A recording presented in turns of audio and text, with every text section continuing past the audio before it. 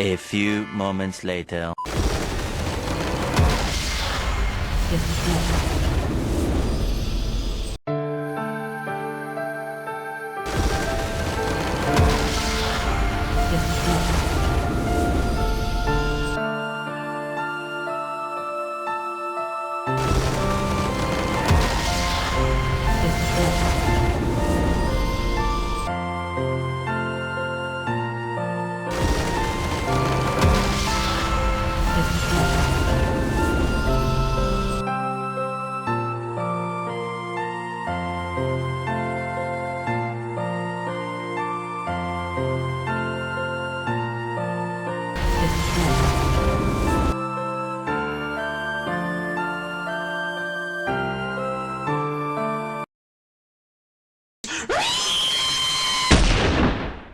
What's up guys, it's Cracker here, and in today's video, I'm going to be covering the truth about Season 10 solo queue. Feel like you're losing a lot more? Do you feel slightly hard stuck or even lower than what you were in Season 9? Keep watching and I'll explain. It's like having fun, except go fucking kill yourself, Riot! Just go fucking kill yourself! So I was inspired to make this video after watching a Tyler 1 stream. If you guys don't already know, Tyler 1 is doing an unranked to challenger jungle only challenge right now. And basically I tuned in pretty late into the stream, 15 hours to be exact. But it was a perfect time as I witnessed this. I mean, I'm fucking 6 LP lower than I started 15 hours ago.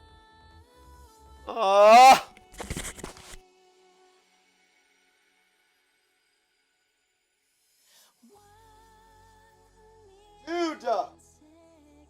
So he basically lost 6 LP after playing 15 hours straight, and man, that was so relatable. But why? Why is it that it's a norm in League of Legends to be behind where you started off at the beginning of the day after hours of extra grinding? But that's not necessarily true. Yes, if you look at it from a day by day perspective, that could be true, but if you look at the bigger scale, it's a different story. And that's the innate problem I see at the start of every season since I've been playing in Season 6. High class players, or even the average Joe, getting unlucky at the start of each season and going into a downward spiral of very bad negative win rate match histories. If you're one of those players I just explained, just know there's light at the end of the tunnel if you do things right. And the first thing is that you're probably bad, so get better. But you probably heard that a million times, you want to hear some new stuff. So another thing you need to know is identifying when you are in this bad losing spree, how you can get through it and go to a positive winning spree. And I feel like this principle I'm going to be telling you right now actually really helps greatly and could probably help you understand this. And that's the Pareto Principle,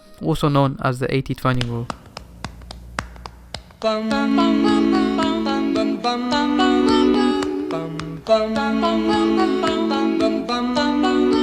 Okay, about 3 minutes in, I've just realised I was pronouncing Pareto wrong this whole time. I mean, Pareto is the American way of saying it, and I'm British, so it's Pareto.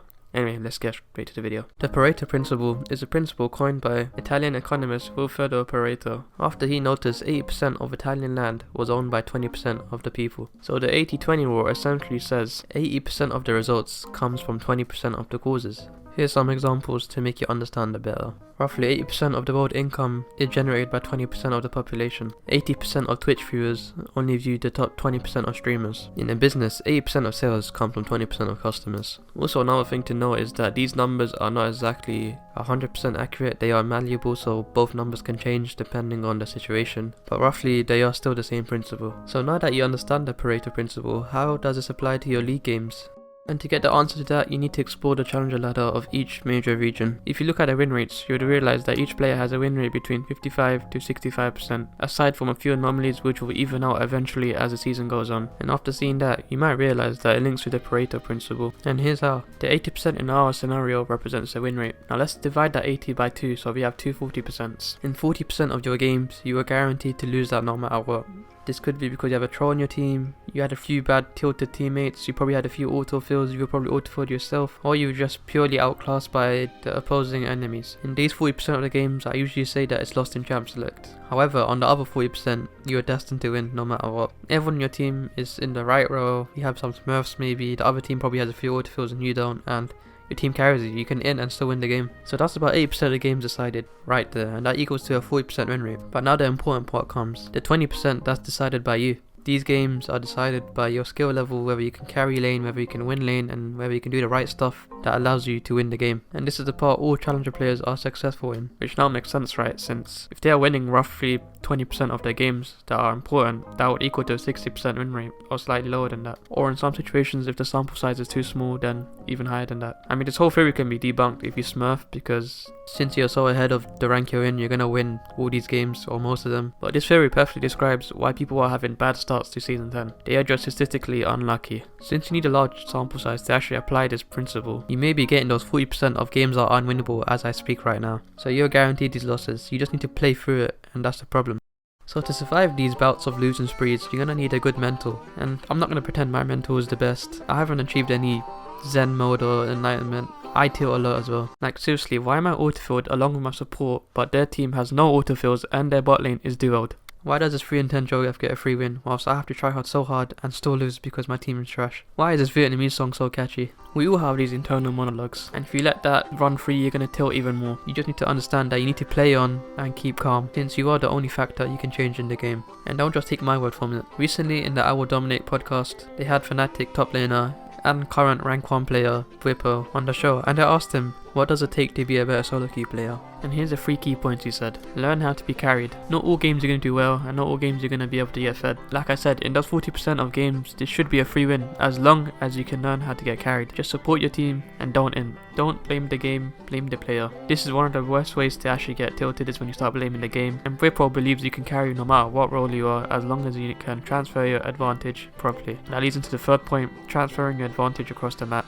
Yes, I don't know if you figured it out already, but League of Legends is a team game. So unfortunately, you can't stay in your top lane island and AFK farm for 30 minutes straight. You have to transfer your lead, going across the map, getting key objectives, and just being an overall team player. Now that you've learned all this, it's still not going to stop you having very bad losing streaks. Statistically, it has to happen. You're going to be on bad losing streaks. How bad it is depends on your mental and your skill level. I'm on a really bad one right now on one of my accounts that I'll show you. Just don't laugh, please.